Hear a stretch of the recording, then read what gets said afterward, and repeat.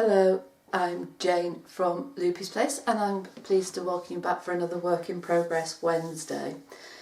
This week my work in progress is slightly different to normal.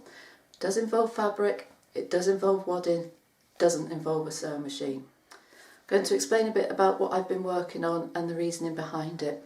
So if you've been following me for a while, you know that I moved in here back last year. And when you move, it takes a bit of time to get things organised. My sewing room has been one of them. Now this is where the stairs are coming up from downstairs.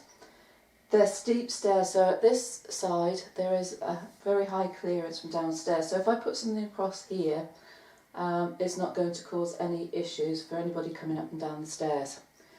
So with the sewing machine on the table that I've got up here, it gets a bit crowded. So I wanted somewhere where I could put my cutting mat, where it was easy to use, it worked with the flow of the area, but that it was out of the way of the sewing machine. And just by chance, the width of this just fits my cutting mat. So we've been making a shelf that goes through here. One that will fit on here. It's got a framework so that it will hold it in place, so it's not going to slide off either side, but it means I can lift it off when it's needed. So I'm going to take you downstairs, because I've been doing the work on it downstairs. We've been doing a bit of recycling, which fits in really nicely with what I do all the time. So let's go downstairs now. Okay, the lighting down here isn't brilliant for doing videos, but the reason I'm working downstairs is that I've got space on the dining room floor to spread out. I can protect it with cardboard, and then it's easy to clean up afterwards. So if I talk you through what we're doing, so this is going to be my shelf.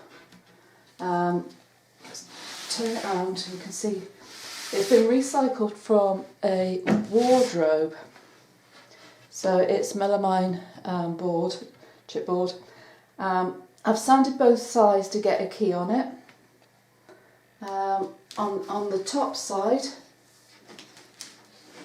it's going to be difficult to differentiate because I've put wadding on. So I've put some Mod Podge on, I've sanded it, put Mod Podge on, and I've stuck that layer of cotton wadding on it. I will probably debating about whether to put a second layer on or not.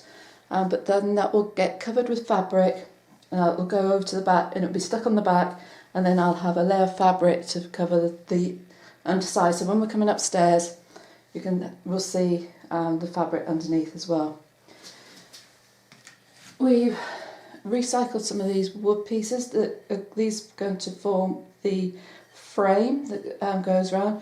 So it goes around three sides and it just slots onto the top of the stairs. So that side's not painted, that's going to be the side that goes up onto the board, so we just know which side is which. Given it a good sand, taken off the old varnish, and that's had one coat of paint so far, so that will need at least one more coat, maybe two, and I need to cover that with fabric. So I'm really excited to be able to show you it again when it's in place.